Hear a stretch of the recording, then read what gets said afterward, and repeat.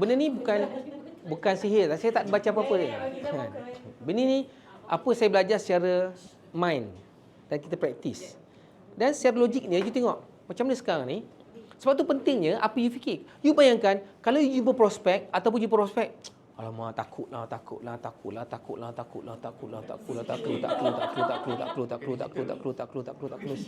kan? Tak close.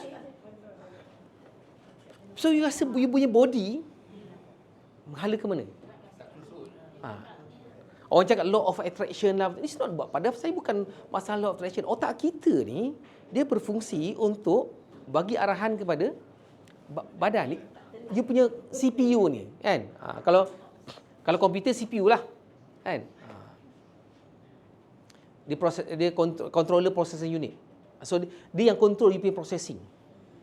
So kalau otak kita cakap tak boleh, jumpa orang, bila ni susahlah ni. Susahlah. Saya baru lagi, saya tak pandai, kan? Saya tak pernah keluar besar, kan? Itu yang aku zikirkan. Habislah. So mulai sekarang ni saya nak you tukar cara you berfikir dulu. Slowly dia akan ubah you cara you bertindak. Okey B. Kita test kat seorang ni.